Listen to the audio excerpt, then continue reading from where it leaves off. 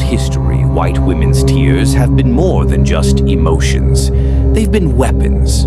From false accusations that led to lynchings to modern-day viral videos where tears manipulate narratives, this pattern has had real consequences for marginalized communities. So, go down this journey with me to see what I mean.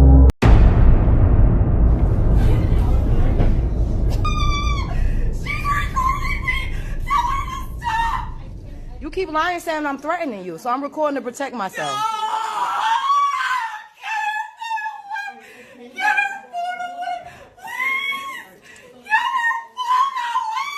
Oh, y'all better get this lady! Away from me! You're gonna get this! Get her away from me!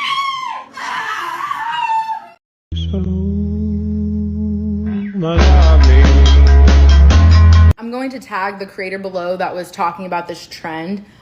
So white women tears have gotten minorities murdered, lynched, thrown in prison, all on no additional evidence other than the fact that a white woman was crying.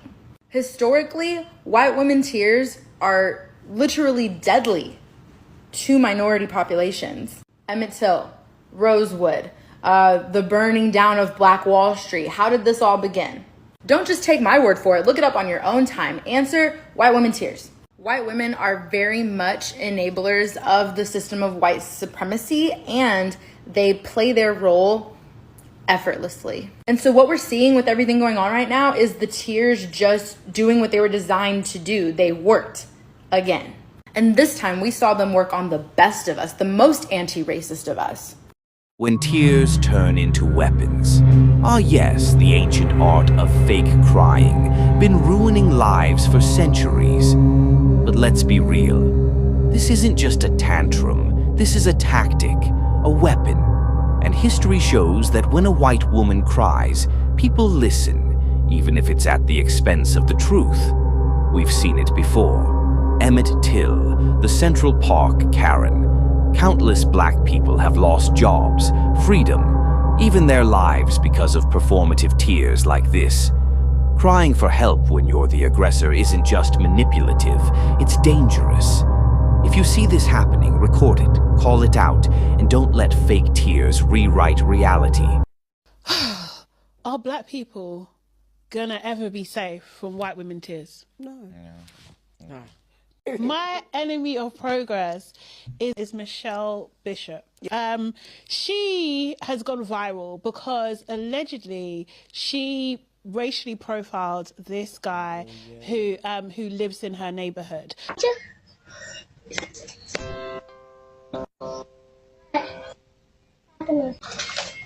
you live here? Yeah. You do?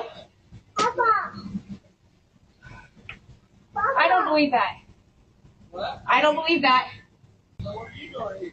Where are you going? But you didn't say, this is my home. You just said, are you looking? I did. When you was on the porch, you asked me, did I live here? I said, yeah. And you said, I don't think you do. They only released the footage because she went onto her IG crying and saying, yeah. Did I overreact? Yeah, maybe a little bit.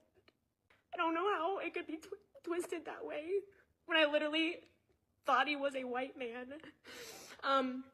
That she can't be racist because she thought he was white. Shut up. You guys have ever had white women tear situations? Have I been a victim of white women tears? She was doing white women tears. She was really doing tears. So I started crying too. That's we the can way both cry. that women need to cry. Do you know what I mean? Yeah, Like, we can both cry. When help really means hurt him. So let me get this straight. She saw a black man in his own neighborhood, yelled for help like she was in danger, then suddenly realized she thought he was white. Nah, that wasn't fear. That was profiling. And when white women weaponize fear like this, black men don't just get inconvenienced, they get arrested, attacked, or worse. History has shown us that a false accusation can cost a black man everything. And the oops, my bad never undoes the damage. This is why recording, speaking up, and calling out these lies in the moment is so important. Because without proof, history favors the tears, not the truth. If you are a white woman and you are dating, in love with, married to a black man, I want you to listen up. There are certain things that you need to know. And I don't think this is spoke about enough. But the most dangerous thing in this world are the tears of a white woman. And if you truly love the black man that you are with, you need to know that you need to have his back and protect him at all costs, including protecting him from yourself. And what do I mean by that?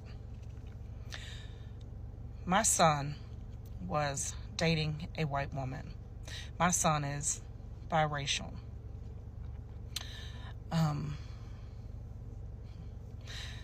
They got into an argument in public, and she started to scream and cry.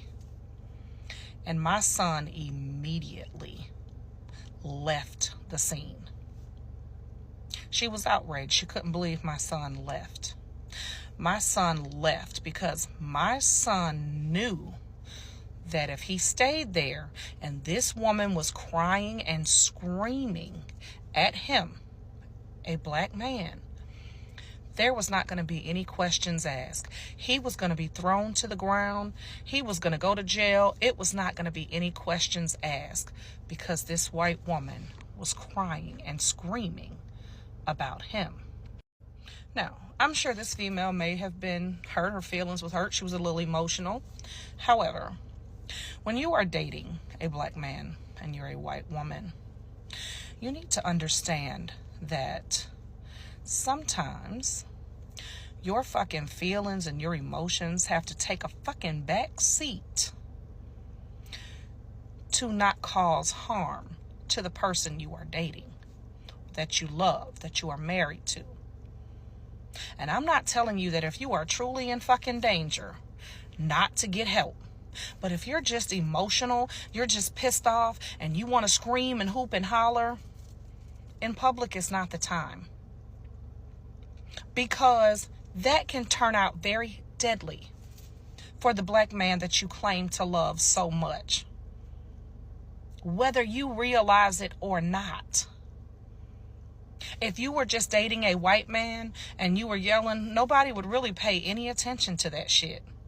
But when people see a white woman and a black man and you're screaming, all hell will break loose.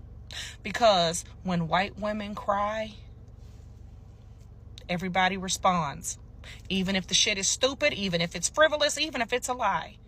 The most deadliest thing in this world are white women tears. I have said this time and time again. And I learned this very, very early in life. I grew up in the projects. I was raised by two wonderful black women that helped my mother raise me. So I know what I have witnessed, what I have experienced, and I know for a fact of what I speak. I learned very early in life that I could be a voice for my friends and my family because people would listen to me far more than they would listen to them.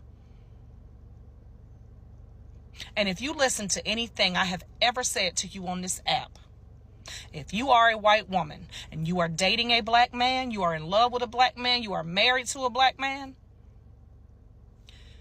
you need to know that you need to have his back and protect him at all costs, even if it is protecting him from you. Handle that shit at home if you are not in danger. The art of knowing when to dip. Ah yes, the white woman public tantrum, a truly terrifying event for any mixed man. And my guy, he did the only logical thing. He vanished like a ghost in a horror movie. Because let's be real, if he stays, he's the bad guy. If he argues, he's dangerous. And if the cops show up, well, let's just say he's not getting the benefit of the doubt. His mom is white, so he's seen both sides of this. He knows how fast a meltdown turns into a misunderstanding, and how often that misunderstanding lands on his shoulders. So he chose peace, And by peace, I mean his freedom. Graduate students at Yale University got a lesson this week in diversity and inclusion after a white student called the police on an African-American student who was sleeping in their dorm. Jerika Duncan has the story. I have every right to call the police. Yale graduate student Lolati Siambola recorded the moment she confronted a white doormate who called the police on her for taking a nap in a common area. Okay, let me open my apartment for you so that you can see that I belong here. Police arrived within 5 minutes. Once we verify that you're a resident here, then we'll be on our way. But even after she opens her apartment door, more questions. We just have your ID, ma'am? Why? I just explained to you, we have a police call for you. You just said that if you prove that I live here, you would leave. Siambola says that night she had been working on a paper and took a quick nap in the common room. The police questioned her for nearly 20 minutes. We're just going to get down to the bottom of it? No, you're not. What's the bottom of what? The bottom of the fact that I was like in the common room doing a paper and sleeping? This comes on the heels of a rash of incidents where police were called on African Americans. Because there's 3 black people in the neighborhood. Like this group leaving their Airbnb rental in California. So yeah, we're standing here. We have 1, 2, 3, 4 police officers here. What happened is that I almost died because somebody was afraid of me. Denisha Prendergast, granddaughter of Bob Marley, spoke out at a news conference today. The neighbor, what did you want to happen? Do you not understand how you jeopardize our lives because of your fear? Yale's vice president of student life says the school is working to address incidents of racial bias, and she says the officers who responded actually admonished the complaining student, Jeff, that the other student had every right to be present. I will not be trying to work with white women over the next 4 years.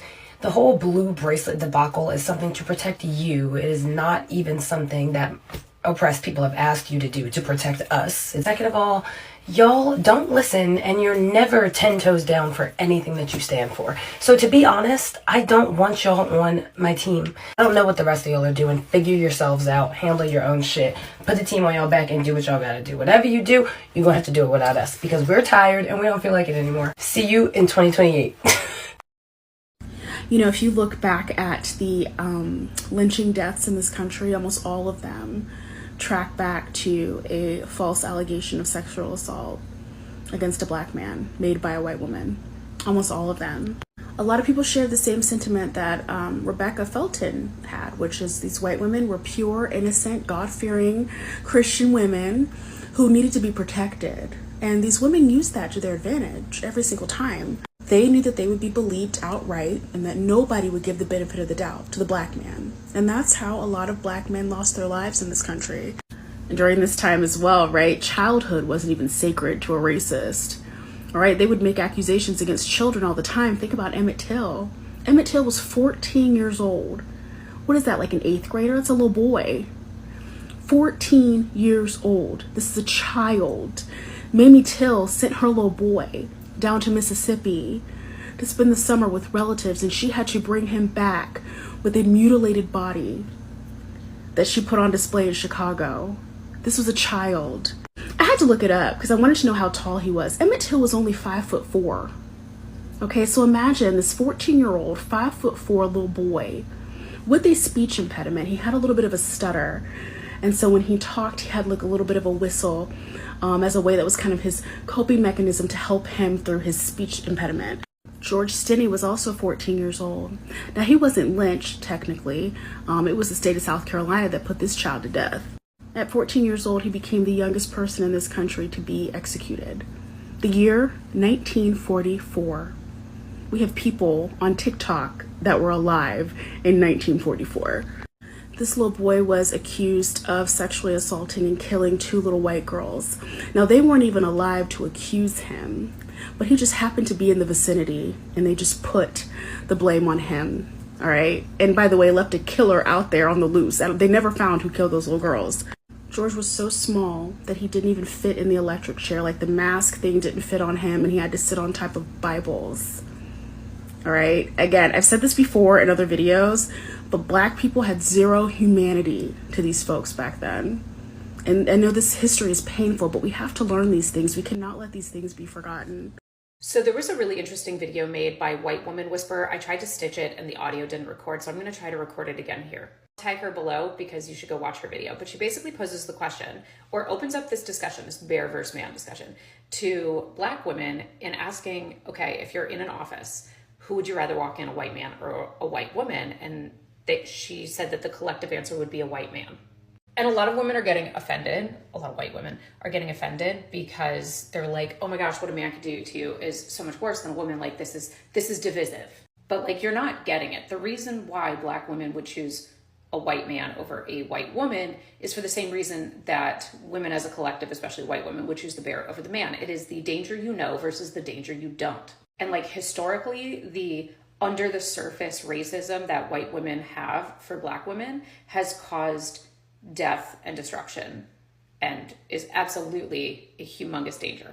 Because Black women know, like in our society, that a white woman's accounting of things will always be taken more seriously than a Black woman's. So she has to have like a distance because of personal safety. Now, I've seen this play out in my real life. I live in the South. I go to a lot of like influencer functions with like large groups of people, and I can see the difference between women of color who know me and women of color who don't, and how they interact with me and like the guard that they have up. And that's not offensive to me because it's common sense. I absolutely expect them to be apprehensive of a white woman in the South because they don't know what they're getting.